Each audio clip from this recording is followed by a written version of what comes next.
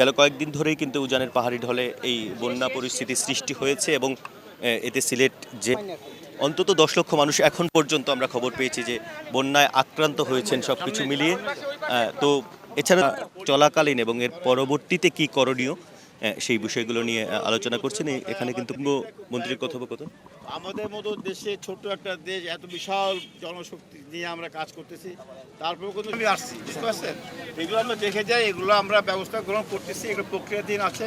আমরা অবশ্যই এগুলো আমরা পানি অর্থাৎ সুরমা নদী থেকে এখন যে চিত্রটি আপনারা দেখছেন, সুরমা নদী থেকে পানি উল্টো খাল হয়ে পরিস্থিতি পর্যবেক্ষণ করছেন পানি সম্পদ প্রতিমন্ত্রী, সেই সাথে সিটি কর্পোরেশনের কর্মকর্তারা রয়েছেন। হ্যাঁ, বলেন কি পরিস্থিতি দেখেছি।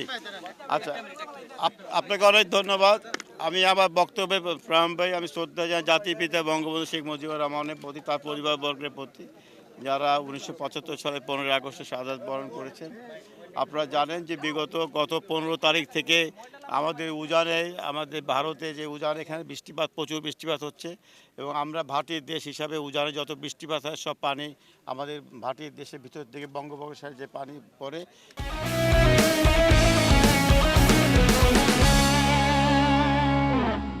এই জন্য আমরা প্রতি বছরই কিন্তু আমাদের এখানে প্রচুর পরে বৃষ্টি না হলেও আমাদের উজানে যে বৃষ্টিটা হয় সেটার জন্য আমরা এফেক্টেড হই এবং আমরা প্রতি বছরই কিন্তু ফ্লাডে কিন্তু অভিজ্ঞতা আমাদের সবারই আছে। আপনারা জানেন, আপনাদের পূর্বপুরুষরাও দেখেছে বন্যা, আমরাও দেখছি, আমাদের পরবর্তী প্রজন্ম দেখবে। আমরা মাননীয় প্রধানমন্ত্রী জননেত্রী শেখ হাসিনার নেতৃত্বে আমরা বাংলাদেশের বিভিন্ন জায়গায় এই সমস্ত বন্যা থেকে বা দুর্দশাগ্রস্ত এলাকার লোকজনকে রক্ষা করার জন্য আমরা বিভিন্ন প্রকল্প নিয়েছি।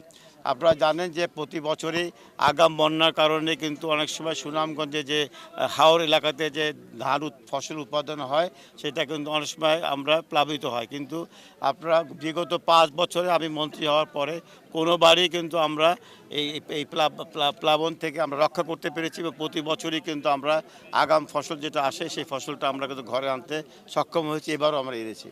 একইভাবে আপনাদের এই বন্যা দেখার জন্য গতকালকে আমাদের মন্ত্রণালয় পানি ত্রাণ এবং দুর্যোগ প্রতিমন্ত্রী মহোদয় এসেছে, আজকে আমি দেখতে এসেছি।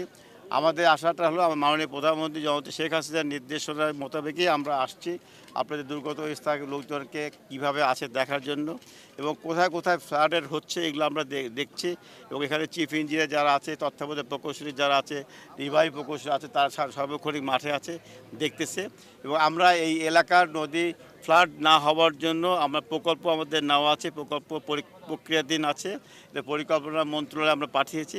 এটা আমরা এটা পাস হলে পরে আমরা আগামী বছরের দিকে আমরা কাজ শুরু করব এবং আমার দৃঢ় বিশ্বাস এই সুরমা নদীতেও একটা প্রকল্প 15 কিলোমিটার একটা ড্রেজিংয়ের কাজ চলমান আছে, যেটা 12 কিলোমিটার কাজ হয়ে গেছে, আরও 3 মিটার কাজ বাকি, আরও 3 কিলোমিটার কাজ বাকি আছে। আপনারা জানেন সুরমা নদীতে আমরা শুধু আশা করি যে সরকার সব কিছু করবে, কিন্তু সাধারণ মানুষেরও একটা তাদের দায়িত্ব আছে এবং কর্তব্য আছে, সহযোগিতা করতে হয় এবং এই সুরমা নদীতে আমাদের কাজটা ধীর হয়ে গেছে। কারণ কি জানেন? কারণটা এখানে এত পরিমাণে পলিমাটি আছে, এই পলিমাটি হলে পরে ড্রেজিং করে এই পলিমাটিকে পরিষ্কার করা যায়। পলিথিন, এই পলিথিনগুলো কিন্তু আমরা এগুলোকে ড্রেজিং করে আমরা ক্লিয়ার করতে পারছি না, এই জন্য আমাদের কাজটা ধীর স্লো হয়ে গিয়েছে। আদারওয়াইজ আমরা যদি সুরমা নদী আমরা ড্রেজিংটা কমপ্লিট করতে পারতাম তাহলে কিন্তু এই ফ্লাডের যেটা আছে প্রকটতাটা কমে আসতো, কিন্তু না, আমরা শেষ করতে পারিনি দেখে কিন্তু এবারও আপনারা ফ্লাডের সম্মুখীন হয়েছেন। আপনাদের আগে যে এখানকার বরিশালের কৃতি সন্তান ডক্টর মোমেন যে পররাষ্ট্রমন্ত্রী ছিলেন, ওনার সাথে গত রাত্রেও 12:30টার সময় আমার সাথে কথা হয়েছে। উনি গতকালকেও আমাকে এইটা নিয়ে আমাকে অনেক দিন ধরে বলছে। গাড়িতে আসার সময় আপনাদের মেয়র মহোদয়ের সঙ্গে আলাপ হয়েছে, উনি বিদেশে ছিল, উনি অনেক আমাকে শুনিয়েছে যে সিলেটবাসীকে সুন্দর শহরে রূপান্তরিত করতে চায়, উনি আন্তরিকভাবে কাজ করতেছে। তো আমরা সকলে আমরা সরকারের নির্দেশনা অনুযায়ী আমরা কাজ করব এবং সিলেট শহরকে যাতে আগামীতে বন্যা থেকে, বন্যা কবলের হাত থেকে রক্ষা করতে পারে, এই জন্য আমাদের যে প্রকল্পগুলো আছে এগুলো বাস্তবায়ন করতে পারে ইনশাল্লাহ আগামীতে আমরা এই ফ্লাড থেকে সিলেটবাসীকে রক্ষা করতে পারি। বিশেষজ্ঞরা যেটা আমাদের কিছু যে আপনারা জানেন যে আমরা ভাটির দেশের লোক, উজান থেকে যখন পানি নামে তখন এর সঙ্গে কিন্তু 1.2 বিলিয়ন টন পলিমাটি নেমে আসে। আমরা একটা নদী ড্রেজিং করলে 2 বছরের মাথায় সেই নদীটা আবার ভরাট হয়ে যায়। এটা সার্বক্ষণিক ড্রেজিং করতে হবে, এটা একটা বিশাল ব্যয়বহুল একটা কাজ। তারপরেও তো আমরা মনে করি আমাদের মাননীয় প্রধানমন্ত্রী সরকার ক্ষমতায় আসার পরে আমরা বিভিন্ন জায়গায় প্রকল্প নিচ্ছি, কাজ করছি। অতীতে কিন্তু কোনো সরকার এই ধরনের কাজ করতে পারেনি। মিঠামইনে যেটা হয়েছে সেটা ব্যাপারে মাননীয় প্রধানমন্ত্রী যেটা বলছে, আপনি যেটা বললেন, আমরা সেখানে যাতে করে জল বা নদী পানি যাতে পাস করে সেটার ব্যবস্থা আমরা যদি আটকিয়ে যায়, এবার বন্যার সময় আমরা দেখব বর্ষার সময় যে আটকিয়ে যায়, সেটার জন্য আমরা ব্যবস্থা গ্রহণ করব। এটা ছাড়া সুরমা নদীতে কিছু জায়গায় কিছু কিছু হাম্প হয়ে আছে, চর পরে উঁচু হয়ে গেছে, এগুলোকে আমরা ড্রেজিংয়ের আওতায় আমরা আনতেছি।